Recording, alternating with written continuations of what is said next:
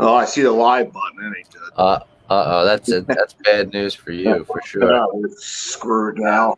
In any scenario where things are live and I've got a microphone, we know how that goes. Yeah. Just go watch old WSU stuff from back then. Yeah. Okay, there's the button.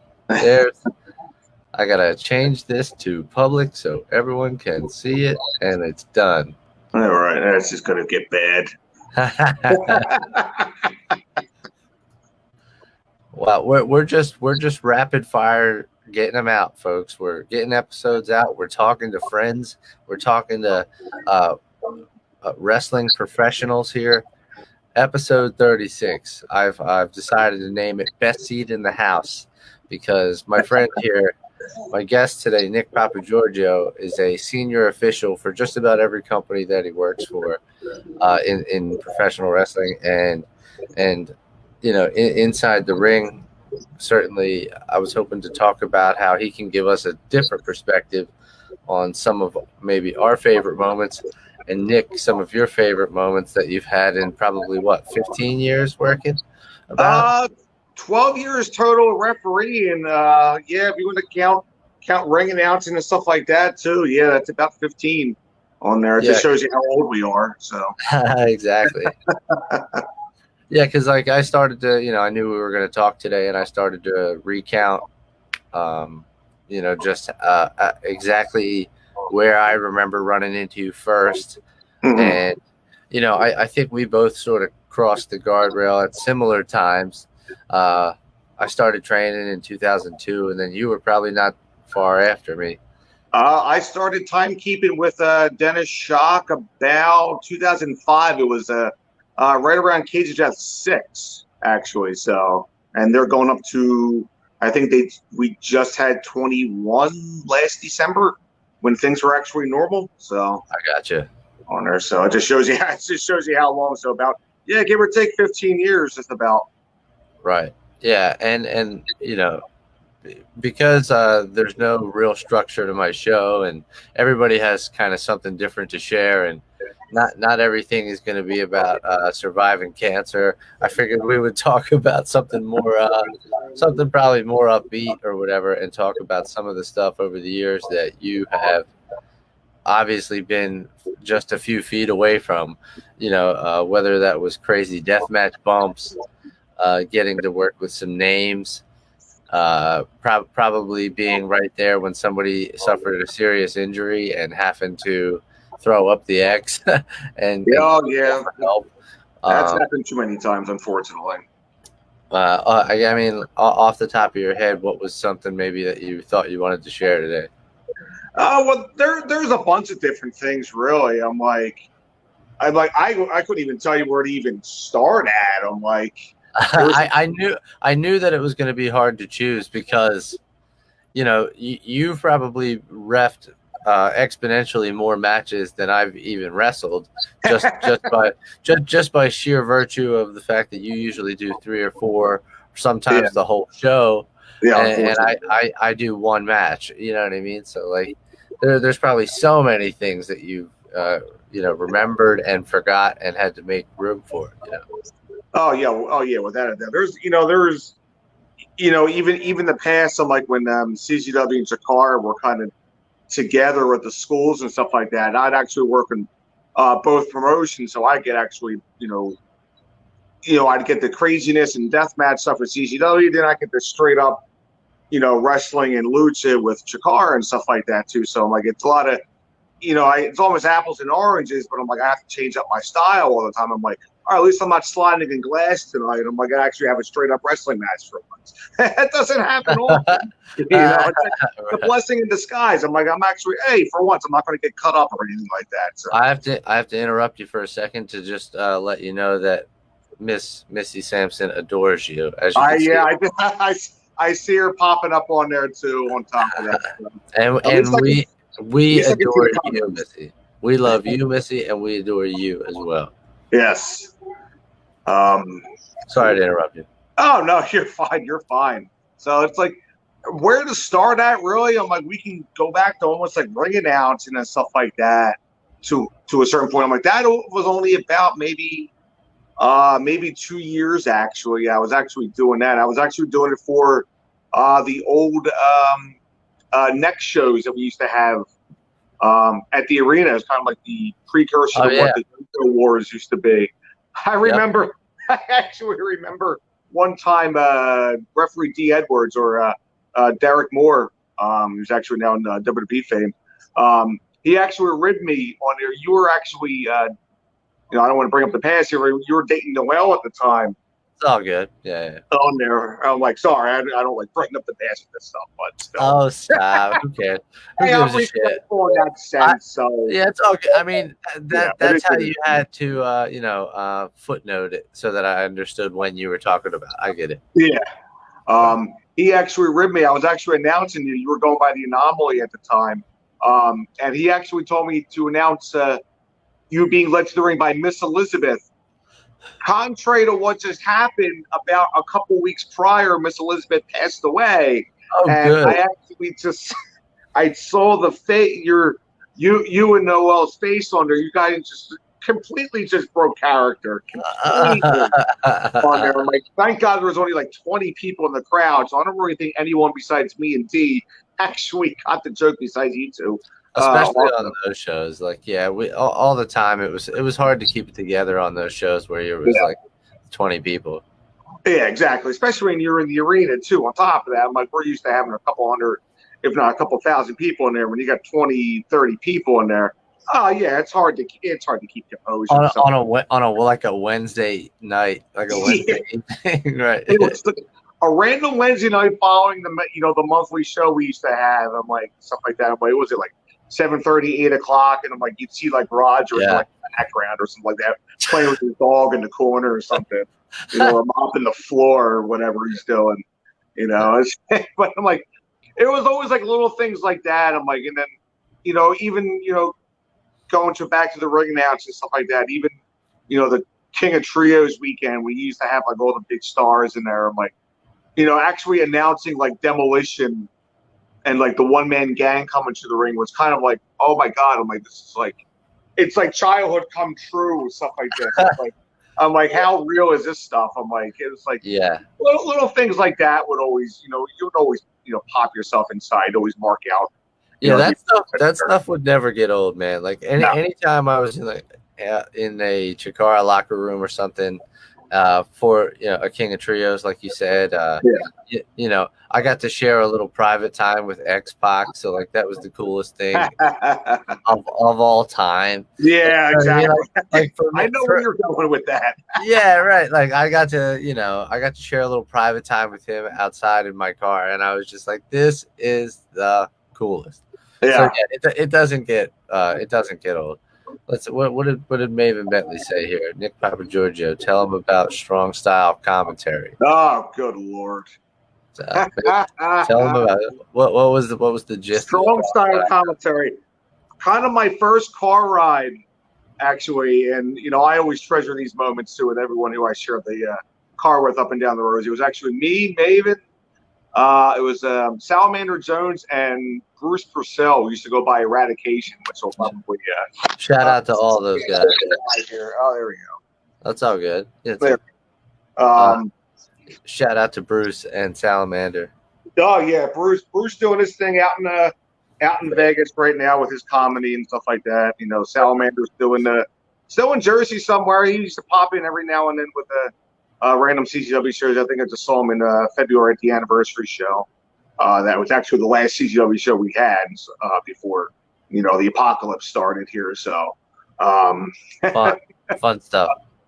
We used to basically, the four of us, we used to go if it was GBW out with Greg Excellence promotion out in your neck of the woods where you're at now. Yeah, Hanover and Gettysburg and stuff like that, and then we used to go up to Sam's up in WXWC4 up in what was that?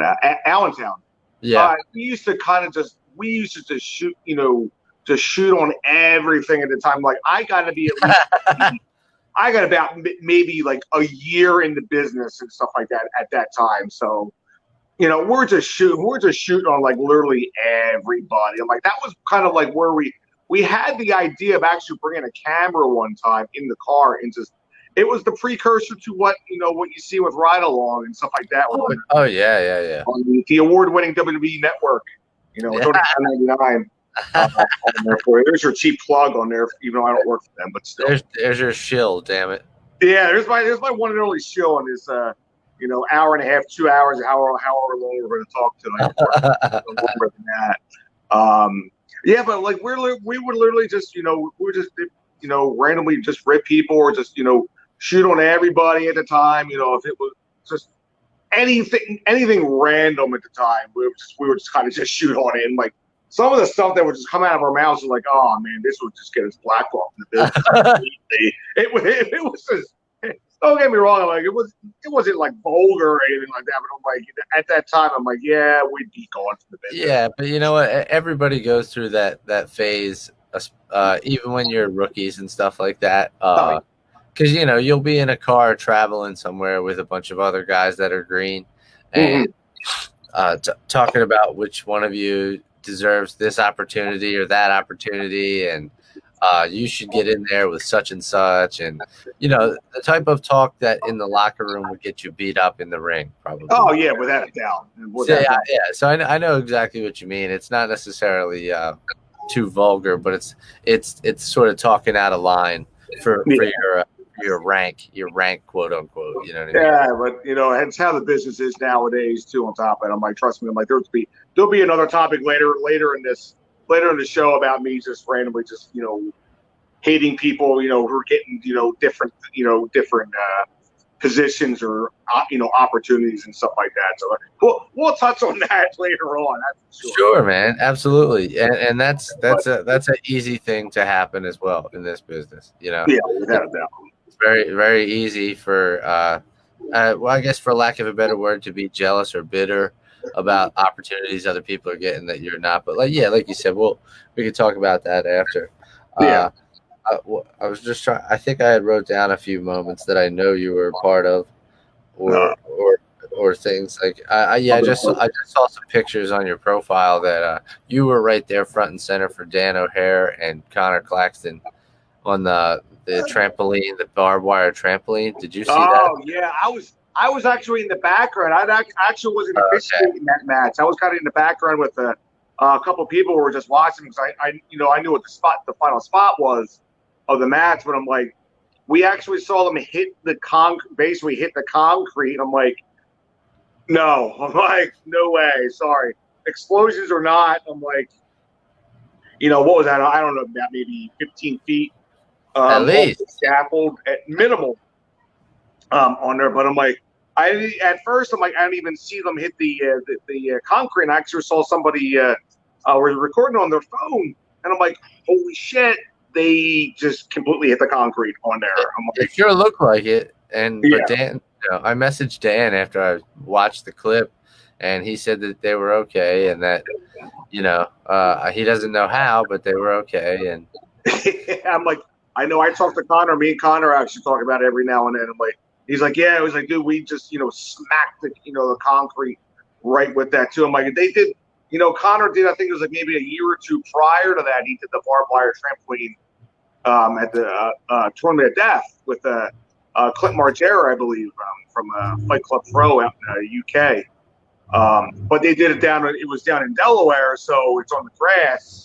But I know Connor. I think he took he just took a backdrop or something like that, and he bounced straight up in the air. And he bounced like another 5 feet up in the air. It was just absolutely ridiculous. And then of course, he did a superplex off the top, to the barbed wire. He did one with Kyle too, didn't he? Didn't he do like a little something? Oh yeah, I forgot about that one. He did one with Kyle at that. It was at Tournament of Death again too. On top of that, obviously, I think it was over in Berlin, New Jersey, at a hockey rink. He did it at. It was actually like a last minute change. They did the one there. I think it was just a random sidewalk slam, but they had of course, they wanted to go one step further, so they laid light tubes down on top, the barbed wire too. So they kind of make it even worse on top of that. So go bigger. Those are the matches I don't officiate. What about as far as serious injuries that you've witnessed up close and personal that like you've had to stop not you personally, but the match has had to stop, that you were right there, and like they don't necessarily have to be the ugliest ones, but maybe either the most serious or the grossest ones for sure. The first one actually that comes right to mind is actually Drake Younger and B-Boy.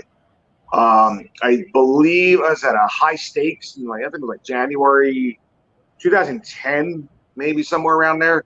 It was actually when B-Boy went over for the title, where he beat Drake. Drake had the title for like a year and a half, I think, at that time. So they were actually, surprisingly too, they were actually the mid card main event. Right before intermission, they're doing a world title change. Weird placement, but totally understand because they did that big ladder match at the main event. After that, so it made sense. But actually, B-Boy hardweight himself in the ring post. I'm like, the CZW ring post on there. It's not a normal round one. I'm like, it's a square one. Yeah. Drake posted B-Boy right in the post. I guess B-Boy didn't get his hands up in time or anything like that, and it actually busted him open the side of the head, like right around the temple. Hardway. It's probably about at least a 3 or 4 inch cut, and he was just profusely bleeding on there. It was like literally just drops and drops and drops of blood just going right down. I'm like, if you've ever seen any of B-Boy's matches, I'm like, B-Boy doesn't bleed in any of his matches or anything like that. He never did any of the death match stuff. I'm like, I'm not saying this was a death match because it wasn't or anything like that. That was the scary part. I'm like, they did thumbtacks later and going towards the finish, but that was about it. Right.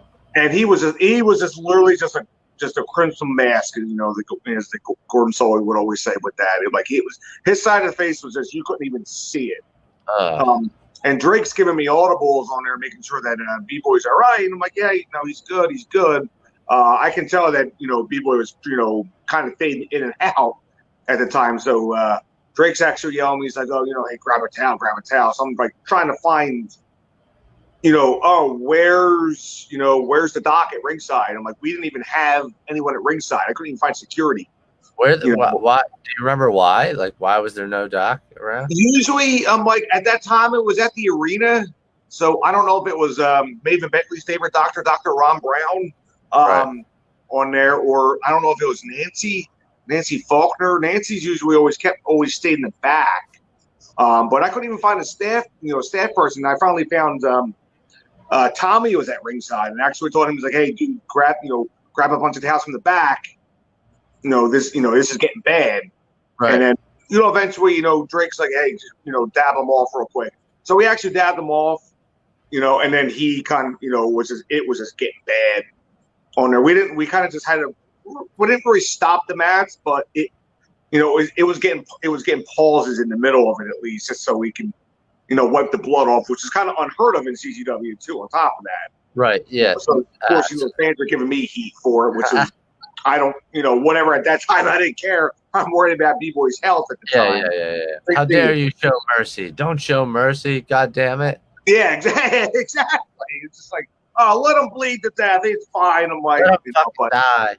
But it's like we even had to pour water on him. Actually, became a couple good moments, because then after we poured water on him, he was fighting spirit spot came up then too on top of that. So it actually was pretty cool, and it got the crowd alive on top of that.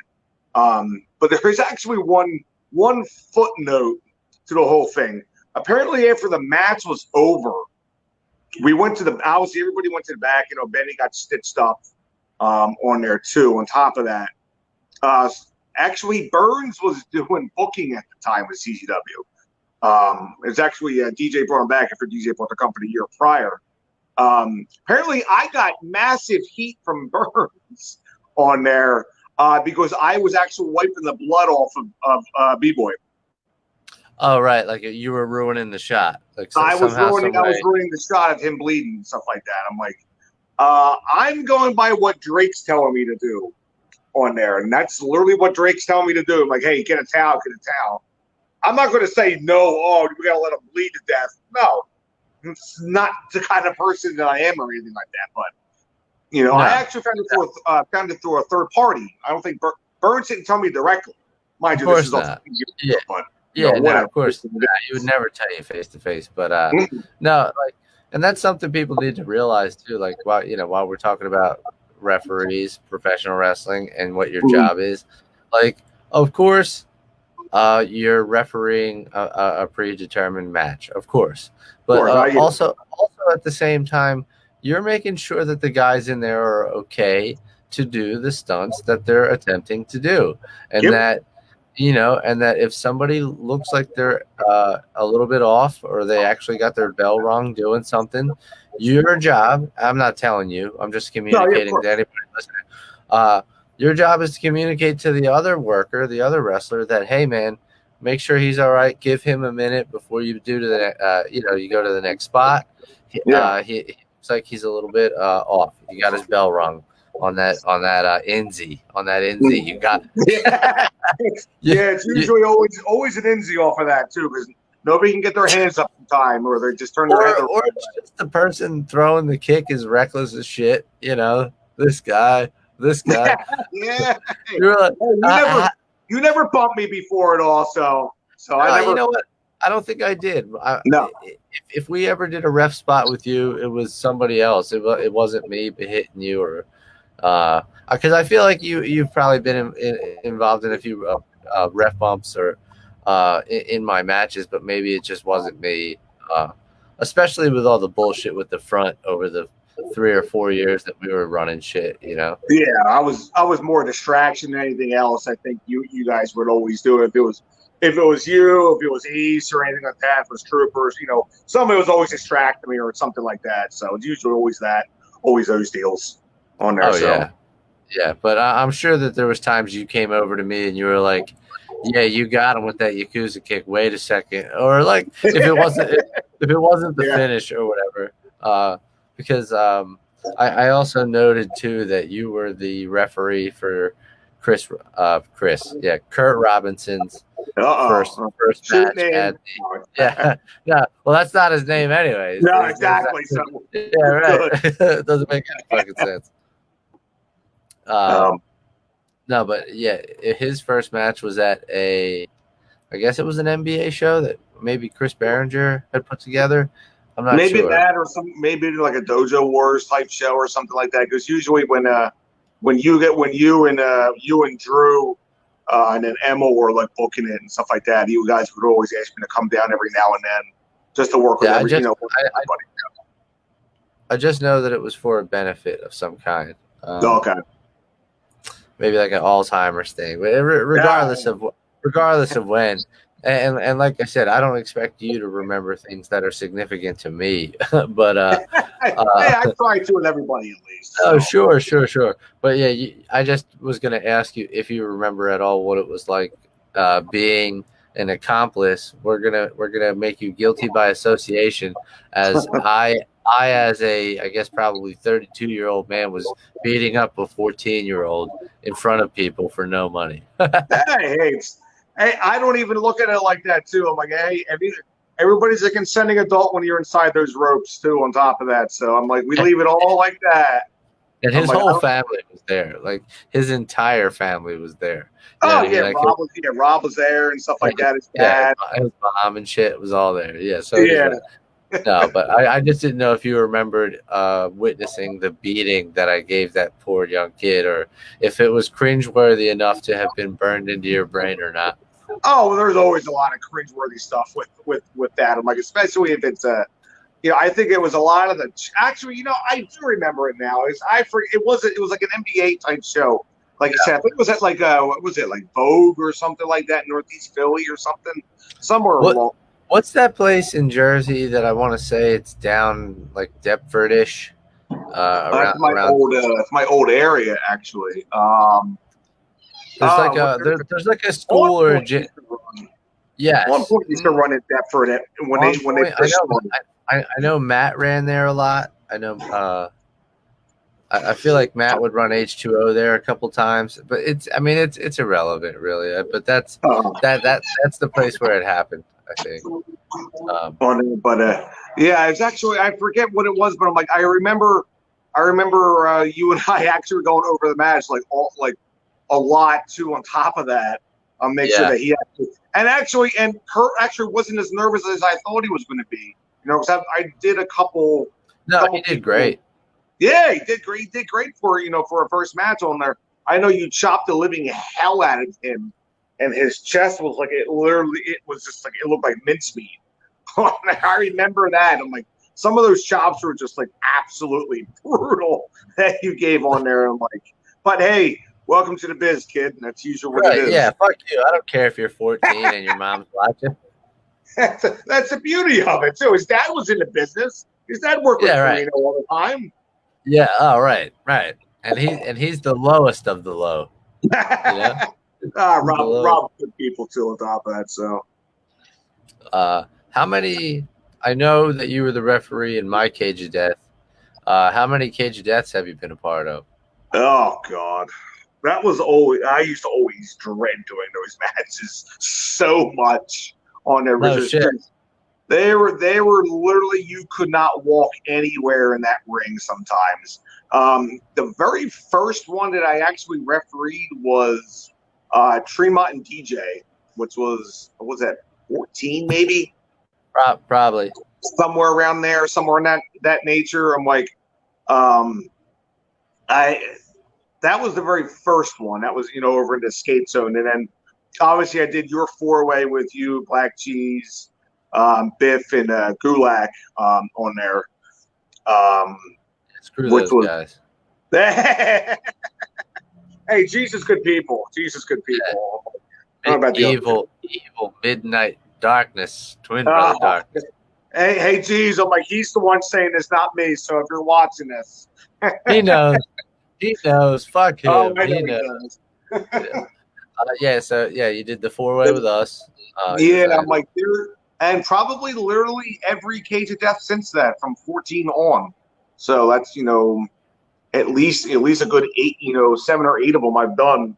I actually gave one to Dan Yost on there as a rib. They were actually constructing the cage on there, and Dan got back to me with this too later down the line. I actually faked a back injury and told Dan, I'm like, can you ref the main? He's like, what are you talking about? I was like, I thought you were doing. I was like, my back's acting up on there. It's like, can you do this as a favor? It's like, oh yeah, no problem. The real reason was I think it was like a 4-on-4 elimination match. Right. It was like Tremont and like Janela and a bunch of other people in there. Okay, yeah, I remember that year, yeah. On there. And they didn't have any of the finishes laid out yet. And this is actually, they're building the cage as we speak, which we're actually at that point.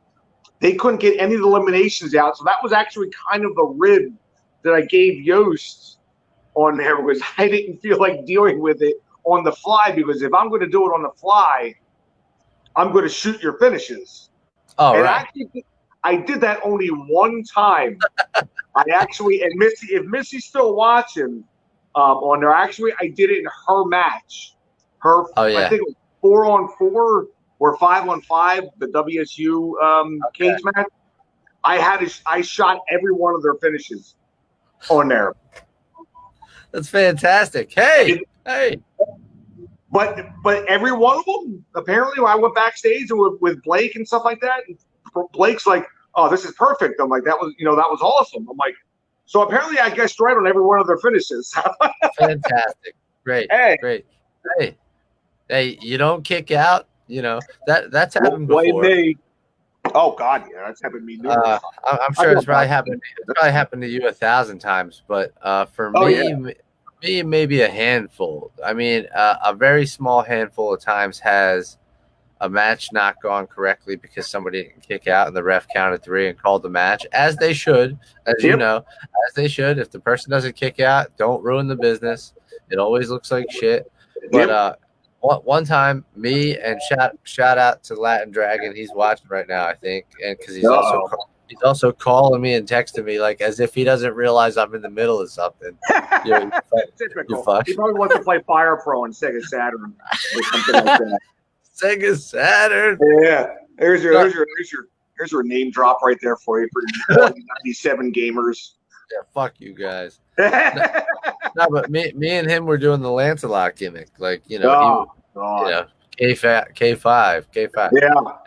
We were wrestling Alex Payne and Pelly Primo. They were doing the Blackgate Asylum. This was Force One Pro. That was Force One. Yeah. God. Oh. Yeah, I think were you there? Were you there for that? Oh yeah, I was. Yeah, that was. We used to deem that CZW developmental at the time, especially when Sammy was booking on there. That's basically literally what it was. It was. It was. It was at the time. And it was right when I was getting back into CZW because like I was knocking my rust off at Force One. You know what I mean? Yeah. I was just doing a lot of shit there. Sammy was giving me a lot of work there, giving me a lot of guys to like Rhett Titus to work and shit. So that the DJ could be like, oh, okay, yeah, Jeff could still go. He could still work. But yeah, so anyway, like, yeah, we were working those two, the Blackgate Asylum, and we had probably like another 35% of a match to go with like falsies and false finishes and shit. But like the funny thing is none of us were mad because where it ended, it made sense and the right team won anyway. Yeah. So like we were just like, oh well, this made sense, but damn, we had so much more to do. But of course, back to the original point, if the ref counts 3 and somebody doesn't kick out, and it was definitely Jeremy's fault, you son of a bitch. Oh, of course. He was supposed to break up the 3 count. So I'm just laying there like a schmuck, and I didn't kick out. So. Hey, that's on him. It's also on the referee too for trying to figure out placement wise too. I'm like, usually a referee will slow a countdown if there's a guy doing a last minute save or something like that. You probably had Spanky as a referee. I'm like, he's the absolute drizzle and garbage right there. So that's beside. I think it was that other young kid. I don't think it was Spanky 1 2 3. I think it was was that Jesse, his buddy? I think so. Jesse Logan? Yeah, I think so. Yeah, he was all right, but it is what it is. It didn't matter. I wasn't mad about it. The right team won. Yeah. It was a successful match, as they call it. Yeah. At that time for 2010, or 2011, whatever the hell it was. What I'm trying to think of what other disgusting injuries have you witnessed up close? Were you in the ring when Masada got stuck with the gusset plate? Like, who was in the ring for that? That was Lauderdale. Lauderdale used to do a lot of the deathmatch main events at that time. That was actually kind of our little deal on there. If it was a main event deathmatch, I'm like, he would do it. I'm like, if it was like a straight up like world title match, if it was like Moxley or Ego or Drake at the time, I would do those matches. So that was kind of our little thing we had. That was actually, I was up with commentary watching it, and you heard the sound of the gussets on there. It like, talk about sounds that are embedded in your head that will always be embedded in my mind with that, especially when you actually hear the commentary, because I think at the time it was Dan Cowie, Jake, and I think right before he left for NXT, it was Rob Naylor. And Rob, like, little known fact, Rob doesn't like death matches like up close like that or anything like that. He used to always be very squeamish with that. So when he saw that and just the shot, oh my God, it was just like. I imagine that's what like an actual shark bite out of the water would sound like. You know what I mean? Like, you heard the shit go like. Yeah. Like you heard it suck into him and suck out, but not like a suction sound. Like a knife suck. It was flesh. It's like it's still cringeworthy because I can still every now and then it shows up on my YouTube or something like that on like a memory or whatever, and I actually watched the clip and I actually show my wife and she likes horror movies and stuff like that, and she's like, oh my God, I'm like, what the hell was that? Yeah, right. And then the second it comes out, it's like it starts like pouring shit out. Like the second the stuff comes. Yeah. Oh yeah, without a doubt. And like they went into the finish, I think like maybe I don't know if they cut anything out, but I think they went to the finish like maybe like 2 minutes right after that. So on there, it was just brutal. I think it was like a submission finish or something like that they did on there. So it was just like, oh, Jesus Christ. Yeah. I'm just trying to think of other matches that I definitely remember you being a part of. I'm like, I was there when Nikki had, I think it was a TOD9, him and Thumbtack Jack, when he got sliced open. That was another. No, and nobody knew how serious it was or anything like that until you actually saw his. He had a Michael Jordan jersey on. It was actually the white and red one, and he just saw how dark red it just got that quick. I'm like, holy shit! I'm like, how bad is he? But I'm like, and then he went to the back, and we saw him in the back. Because Lauderdale was refereeing that match. I was on the outside, and it was kind of just like brushing gimmicks away and stuff like that. And I'm like, oh, and I'm like, it was just a giant hole under his arm. It was just, oh. And I'm like, you're watching him bleed out too, which is even. You said he made it to the back for that. You said, or no? He made it. Yeah, they rushed him to the back. Okay. On there, he was actually. I was there. I don't know who it was. I don't know who was back there, but like they're basically telling him back there.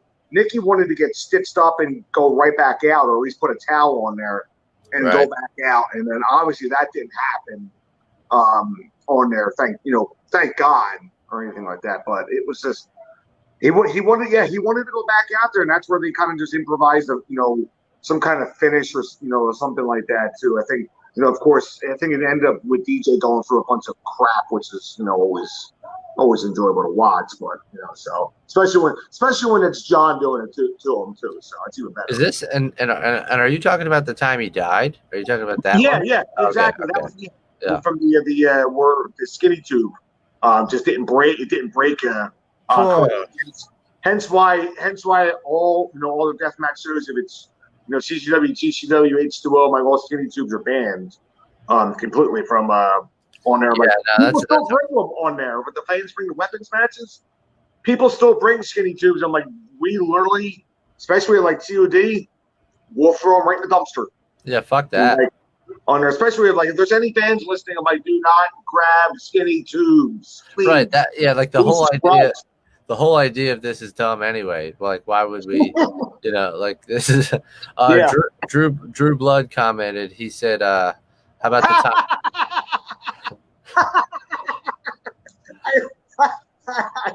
I know when this was. Were you reffing that match that he did that? This was a rib, almost to a rib to a certain point. On there, he'll yell at me later. I'll see him on Saturday on there at his show. It was actually him versus Egotistical Fantastic. It was before Robert Anthony. He turned into Robert Anthony. Right. There was actually a best of the best, like a quarterfinal match or something like that. Ego's on the outside, of course, dive spot. I think he was trying to do like a cannonball senton or a straight suicide dive, and Drew's feet actually caught I think the middle rope, and he went straight and then just down. He just went head first right into the concrete on there. So Drew actually rolled underneath the ring and stuff like that. That's actually, I think it's like 2008. So it's about maybe I'm like 5 months in, to my career as far as refereeing and stuff like that. And we're actually underneath the ring. I think his head was busted open. Too on top of that. Zandig actually comes out with the doctors and stuff like that, check on him. So I'm actually underneath the ring, actually giving an audible to Drew. Actually telling him, like, hey, you're not getting back up and doing the rest of this match at all on there. And he was like, he was trying to get up and do the rest of the match, but I'm like, obviously it wasn't happening on there. So that was kind of like that was always, we still talk about it to this day. I'm like, he thinks it's a rib. He's like, I was going to go back in there. I'm like, no, you weren't. You weren't going back in there. No, fuck you. So Like with your head flapping off, like like wasn't like a flap of his head hanging off, like wasn't he like? It was bad. I'm like, it was a good chunk. I'm like, it wasn't like dark red blood seeping out or anything like that. Thank God, but it was. He was busted open hard way from that too. But yeah, and the scary thing was, I think the match was only like 4 minutes in too. That was the bad part on there, unfortunately too. So I'm like, I know it sucks when you guys are they're just hitting a dive spot, so I'm like 4 or 5 minutes in, and then right, and especially when guys are still kind of at that time in a hot CZW, still going out there with something to prove. Like he was still going out there like, all right, this is my chance to shine against a good talent and on a big show and everything else. And it fucking happens, man. It definitely happens. I'm like, injuries happen. I'm like, it doesn't matter. I'm like, and it's usually like that. I tell this to everybody. I'm like, injuries are always on the most basic thing possible. It's never on the most hardcore thing. I'm like, if you're getting driven through tubes or something like that, it's always on the most basic thing. I remember doing a match. We bring up with Latin Dragon. We'll bring up one of his. It was a non-tournament match with him versus Nui Tofiga on there. I was thinking about that as well. Yeah, that's what happened. I don't know what Tofiga did. I'm like, he planted himself wrong, and I think his quad just blew up, or it was either his quad or his knee or something like that. And we just, I shot counted them out, and we just, and just kind of went to the back, and they were on. I don't even know, maybe 3, 4, 5 minutes into a match. Like, luckily it was a non-tournament match at TOD, so I'm like, how unmerciful they could be. I feel like it wasn't even that, because like that was one of the ones that I attended still, and I was sitting there watching it. I feel like the bell rang. Latin Dragon ran across the ring. He gave him like a drop kick, and the way that the way Nui planted his feet when he charged him, he just like blew out his knee, rolled right out of the ring, and it was like that was that. Like they didn't he did the smart thing. Yeah. Right. Definitely did the smart thing. But like, I think you were saying like maybe they got a few minutes in. I feel like they didn't even get a few minutes in. Okay. We got a question from the gallery here. Jason Green, what's your favorite world title match to have refed? I mean, I guess that could certainly be any company. It doesn't have to be CZW.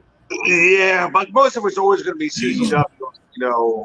What that was, I used to do, a crap load of their world title matches on there. I'm like, obviously Drake and B-Boy's match. Actually, both of them.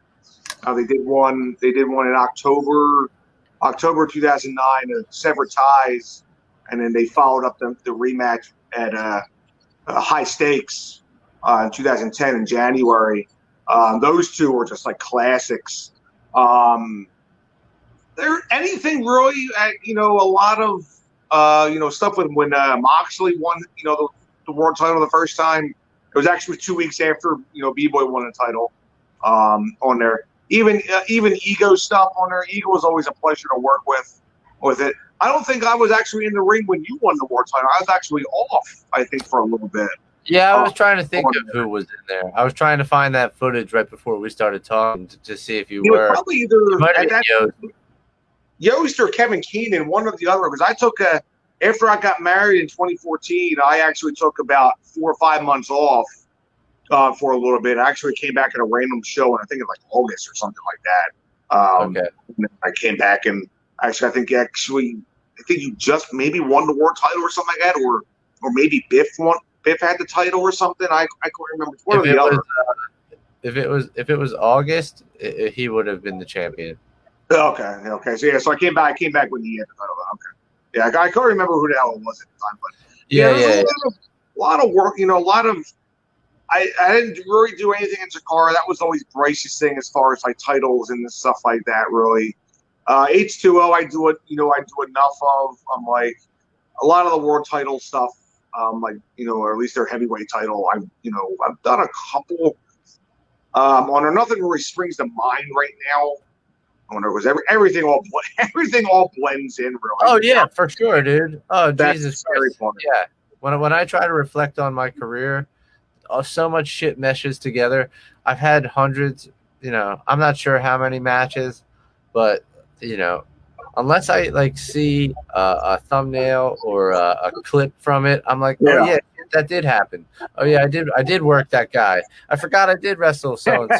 Exactly. You know what I mean? I'm like, oh, and then you start to remember little tidbits from the match and maybe something from this perspective. You know what I mean? From your actual eyes. It does get fucking crazy. Oh god, yeah, without a doubt. Like there's just too many crazy things that I've unfortunately have witnessed and stuff like that. A lot of people don't realize. Was there ever a time you were? Was there ever a time you were actually scared in the ring? Like somebody either intimidated you, or they made you feel scared. Whether it was because of a mistake you made, or maybe somebody was a little too into their character or something. Was there ever a time you were actually scared? There was a couple years ago, actually, when God, it was actually Cage of Death. Over in Seoul, it was actually RSP, Gacy, and Strickland. They did the three-way Cage of Death main. Oh yeah, this shit, yeah. This shoot deal. I'm like, I had no idea. You got paid off. The truth is, you got paid off, Papagiorgio. Hey, I wish. I'm like, I'd be proud with me. No, I'm just kidding. Who gives a shit? I'm just fucking around. It's wrestling. I'm like, I wasn't in the middle of that. I'm like, all of a sudden, I'm like, I knew. I got producer in my ear on it. We're doing the lot. I raise RSP's hand. I'm like, we're doing the final deal before we go off the air. And I literally turn my head to the left and leave the cage, and I literally see Gage running, walking into the cage. I'm like, what? I'm like, luckily, thank God. I'm like, I'm cool with Nikki and stuff like that. I'm like, me and Nikki get along very well when we're working together and stuff like that. So he kind of just like, he basically says like, under his breath, he's like, get the fuck out of here. I'm like, all right, I'm done. You just also had to be so confused. Like, you had to be terribly confused. Like, I had no idea. I'm like, I heard inklings when stuff like this was going on, earlier in the week with stuff like that. But I'm like, whatever. I'm like, it is what it is. I'm like, it's wrestling. I'm like, if I'm not involved in the middle of this or anything like that, I don't really care or whatever. But I'm like, holy shit. I'm like, and then, all hell broke loose, obviously, after that, too. So, yeah, it was a mess. I'm like, it's scary. Like, there's like a pedestal of, like, there's like a Mount Rushmore I have of, like, people who are very, very intimidating in the ring with. Obviously, Gage is on that list on there. No, Nikki's a very, very intense person in the ring on there. And that's just me putting him over in a good way. All right. Nikki's always been very, very intense in the ring. I'm like, I was only in the ring with John a couple times. I'm like, and he's like, I'm like, you obviously were trained by him and stuff like that. So I'm like, how intimidating John can be. Sure. Yeah. Masada's another guy right. on there. I'm like, as much as, I talk to Masada in the back and I'm like, me and him are cool and stuff like that. Yeah. He's got that. He's just got that aura around him. He really does become the ultra-violent beast. Like, without a doubt. But if you are somebody that's on his good side, behind the scenes, he's a different person. Oh yeah, in a good way. In a totally good way. Yep. Great, totally great guy. I just, I had all these questions because, like, I was just thinking, like, there has to be so much that a referee goes through because I would say I've only dabbled in refereeing, having spent a lot of time on custom shoots and dojo wars, working on dojo wars. I would throw on the shirt and do the job as best I could. Certainly not like the senior official here, the number one professional in the world, Nick Papagiorgio. I'm like, I remember back maybe like 2010 or 11 or something like that in CCW. Moxley was doing a guest ref spot. Oh yeah. On there, and he actually used my shirt on there. He came back from the curtain, blown up as can be. He's like, man, it's like, dude, I don't know how you do this stuff. Up and down and all. I'm like, And it's like, yeah, I was like, you take your bumps in the match, 10, 15, 20 minutes. I'm like, I'm doing this 3-4 times the show. Yeah, right. It's That's no, that's something else I can tell you for sure. I sweat a lot naturally just because I'm a grease ball, and that's what we that's what we do. But anytime I would ref, I mean, especially in the hot ass Dojo Wars unit over in Blackwood, yeah, God. In July for doing Dojo Wars. Yeah, no, it's hard as shit. You're getting down, you're getting up. If you're doing it right and you're doing it well, and you're into the action as much as you're supposed to be, especially if it's something that's fast paced, you got to be getting down, getting in there, backing out. So, yeah, I think a lot of people think, not a lot of people, but there's a lot of guys I've run into over the years in locker rooms, certainly in shittier companies, that they just throw a ref shirt on anybody and send it out there. And there's times where I've had good matches with, you name the talent. It doesn't matter if they're a name, if they're not.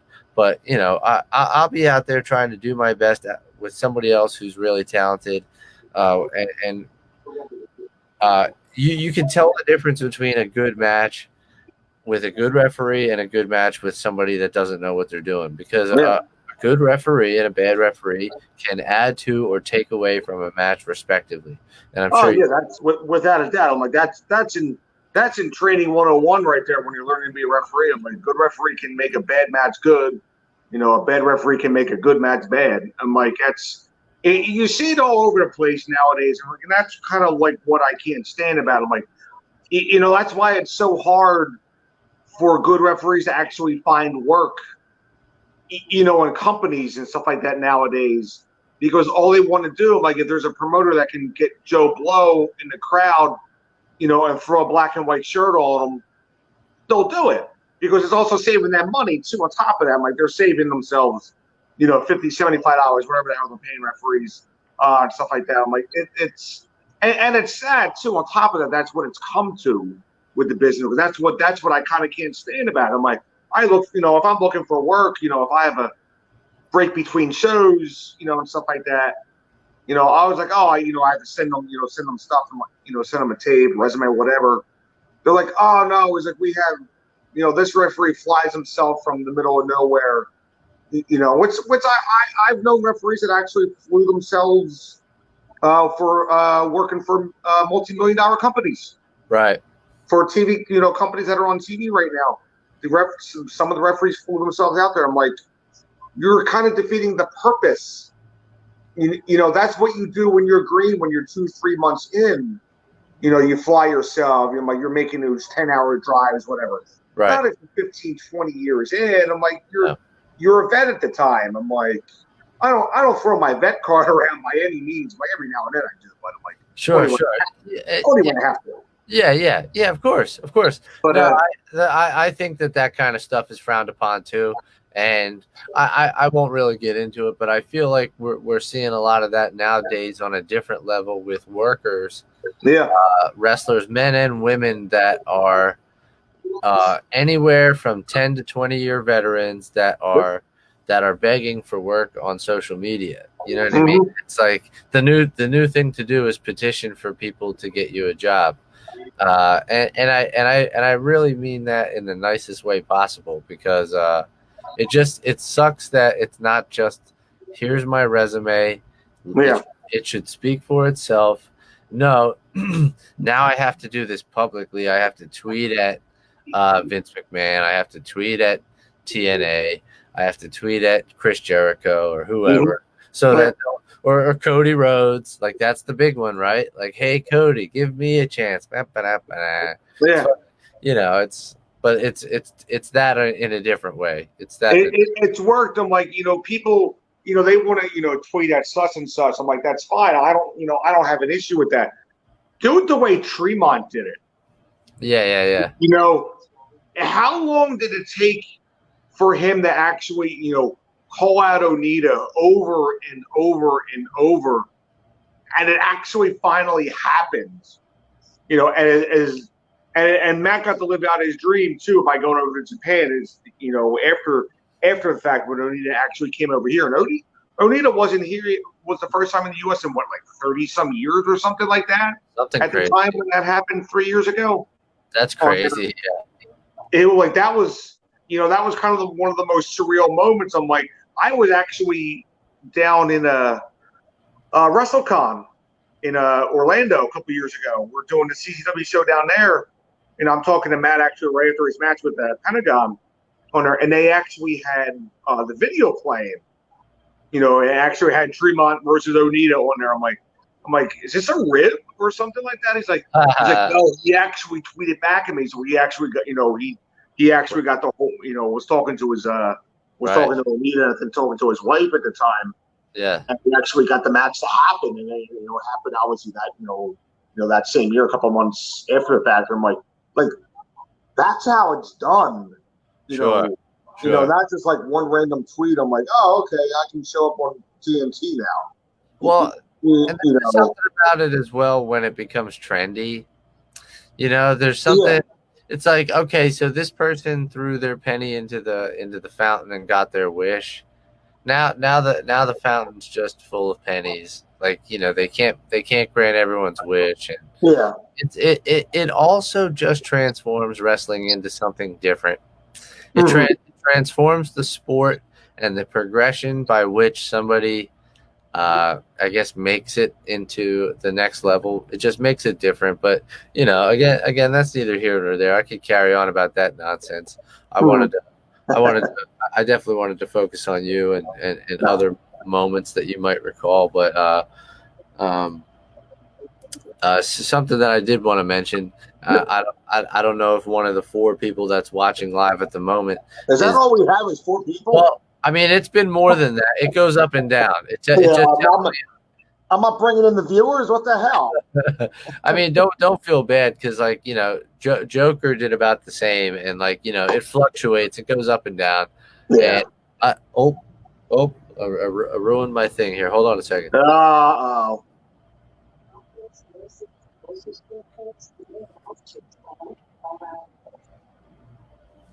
All right, I think we're right. There we go. Technical difficulties. My stupid elbow hit something. Figures. Still streaming. What was I saying before? I don't even remember now. That's our old age. Oh, yeah. Old age, CTE, drugs. You know, the wrestling business. Oh, yeah, exactly. That's what wrestling business is. You know, at any given moment how many people are watching, but there's only 2 right now because I'm such a big deal. I've had such an impact on the wrestling business that this is my effect. Hey, how do you think I feel? I'm like, I'm, you know, I don't even do anything, and I just stand in the corner and count to 3. Apparently, that's all I do. I'm like, at least that's what my wife says. So she's in the bedroom now. She actually got home now, so I can go speak on my wife now. So that's our talk. give her. She's laughing in the background right now. She's probably cursing me or maybe. She's like, wait till you're not live, you son of a bitch.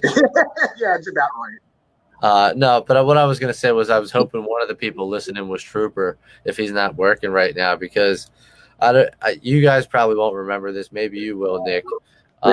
In 2016, right about this time 4 years ago, because it was August 13th, I think, was my last match, 2016, CCW, Voorhees, New Jersey.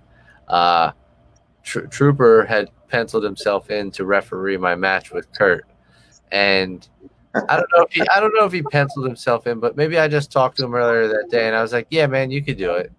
And then later on throughout the day, I saw that you were there, and I'm not sure who else we had working. Maybe Yost. It was probably just the 3 of us at the time. Yeah. And I thought to myself, I was like, if anybody's going to ref my last match, it should probably be Papagiorgio. I mean, because number one, you were the senior official there at the time. And for me personally, it just meant a little bit more having somebody that I've gotten to be close with over the years. As we've talked about, the better part of 15 years now, at least, I've known you at Chikara, CZW, as you said, On Point, H2O, All over, all the NBA shows, all the Dojo War shows. I mean, I could go on and on for how many matches of mine you've probably officialed. Enough, Yeah, too many. Too many is the answer to that question. Of course. So yeah, like I had talked to you and I was like, hey man, I know, I don't know, you're not scheduled to do my match, but can you do it? I said Trooper has to do it, but I don't want to let him down. So can you come up with something to tell him as to why you have to do it? And I think you did end up having to be the one to go fire him from the match, but I did. Yeah, I rearranged the order somehow too. I used to do all the assignments at the time. Hang on a second. Something sounds a little bit weird. I don't know if it's my machine here or if it's. All right, say something, bud. Yep, you hear me? Yeah, it just sounds like you're really far away for some reason at the moment. No, yeah, I'm right up here. So. All right, yeah, I'm sorry. Go on. Okay, hear me now? Yeah, we should be all right. Okay, I got you. Yeah, actually, I was doing the assignments at that time. That's one of the other. That's really the only thing I actually do backstage. It's kind of just assignments for all the refs and like. I remember when we actually had the run sheets posted at the time, or actually taped up on the wall to configure. When they're not anymore. The run sheets actually sitting on my bag at the time. Now it's about it. But yeah, it was Trooper's actually had his name on there. I think so the reason I had him on was You're good. okay, yeah. I see you unmuted my mic. Yeah. Should be all right. I think I actually Gio says it sounds like you're on speakerphone. Are you? Do you hear me now? Yeah. Now it sounds fine. There we go. I think I told him, I was like, hey, he's like, you just left, you left the front not that long ago, and stuff like that. I'm like, I don't think it'd be smart, just like storyline wise, to be involved in any of Sozio's matches or anything like that. We need a neutral official. Exactly. Yeah, we kind of make it like that. I'm like, he was, being the whole big heel thing at the time, so I'm kind of just want to. Spread it out. I'm like, and he understood after that too. So, like, which is all sure, yeah. And I felt bad about it because I know he was looking forward to it, and I think he was at least able to come out at the end with everybody else, and I certainly appreciated that, and I appreciated you doing that, not just letting him down, but officiating the match, man. You behind the scenes, in the ring, you've just always been fun to work with. I try to, at least. You're somebody that it's fun to bullshit and laugh with and make fun of people. But before the shows, like when we get there, you're somebody that shares my problem in life with being able to eat a hoagie in the rain and not get the bun wet because of our fucking. That's very true. That's very true. If we stand close enough, we could shelter the fucking homeless. With our noses. Oh God, without a doubt. Even if we social distance, we could fucking keep people safe from the rain. Oh, we try to at least, but that's for sure. I don't know about nowadays, but oh yeah. But yeah, man. I mean, like I think that's about all the questions I have for you tonight. Unless there's any other moments you wanted to share. Or at this point in time, if you wanted to maybe share some wisdom or advice for anybody that's thinking of becoming an official in professional wrestling. Well, a lot of time, I'm like, I tell this in like different seminars and stuff like that too. On top of that, I'll train with Tremont's kids every now and then down the H2O Academy that he's got in his building down in Williamstown. On there, so I'm like, I'll pop in every now and then and work with them and stuff like that. I usually tell people, I'm like, and this is actually the way Tremont does it. I'm like, he actually, the reasons why I go down there sometimes, I'm like, he wants his kids to learn both sides, to work.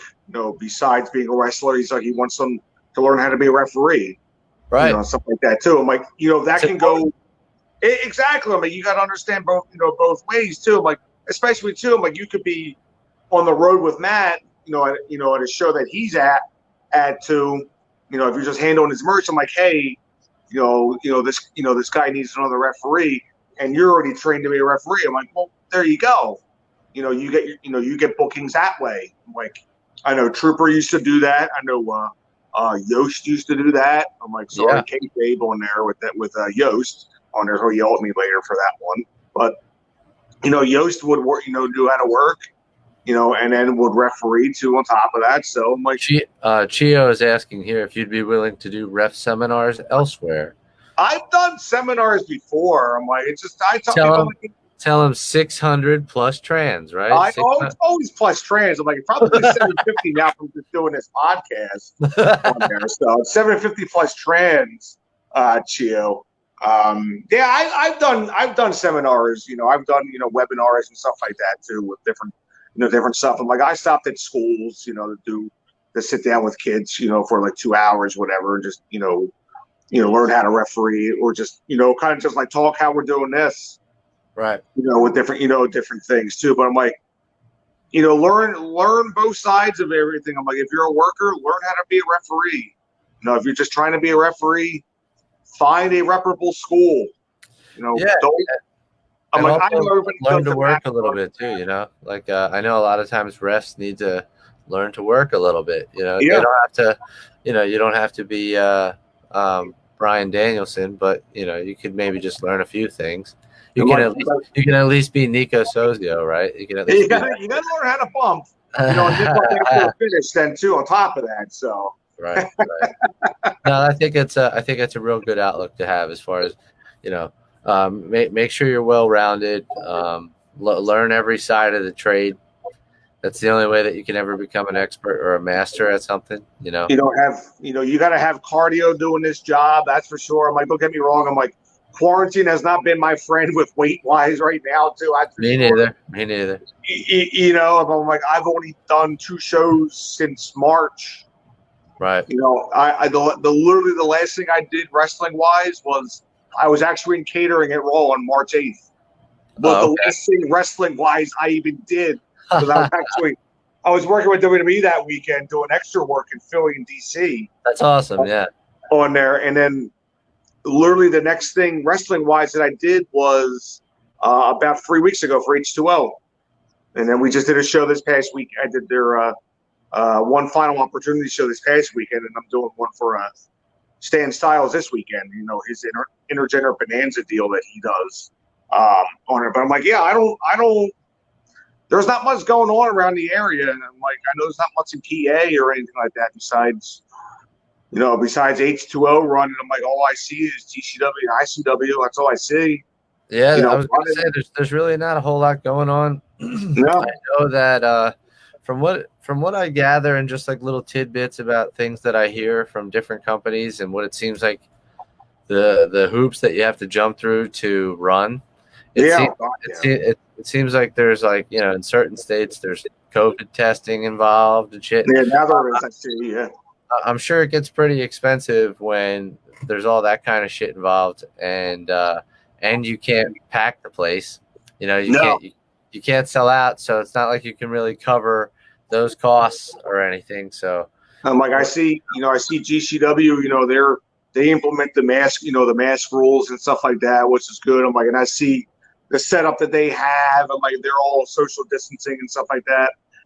Tremont does the same thing with H2O. He makes master mandatory, with all the fans. I'm like, workers are the same way too. On top, I'm like, hell, I'm like the last 2 shows, I'm like, I referee with a mask on. I'm like, that's what it comes to nowadays. I'm like, yeah, it sucks, but welcome to the new norm, so to speak, as they say. Yeah. With everything, unfortunately. But I'm like, that's what it is now. It sucks, but whatever. Hey. Yeah. As long as it's something you can keep doing and be safe doing and everything else. But where can everybody follow you on the socials? Are you? Well, you can follow me obviously here on Facebook. I don't even know what the hell my Facebook address is. I think it's just if you look up Nick Papagiorgio and you find a fellow and potentially a referee shirt, that's probably him. I would hope that would be me. I'm like, I wouldn't hope anyone's impostering me, but I'm like, Twitter would be at Ref Nick Papa G on there. So, I try to, I took the CCW portion out of it. So, sorry, DJ, if you're watching on there. Sorry. That's all good. Fuck him. Yeah, no, we're not going to go there. Fat bitch. Are you on the Instagrams as well or no? No Instagram, none of that TikTok, none of that Snapchat crap. How dare you? I keep it basic on there. I'm like, hell, my email is right on my Facebook too. God forbid if you want to email me, even though it's my one that goes right to my cell phone anyway too. So and since we beg for jobs these days, hey AEW, give my friend Nick Papagiorgio a job. Hey Bryce, hey, give your boy a job. You know what I mean? Like, can't Bryce just open the door for you and give you the old hey? I have other people that actually take care of me. That way on there. I'm like, shout out to Leva Bates actually for hooking up a contact with AEW and stuff like that too. So nice, very cool, man.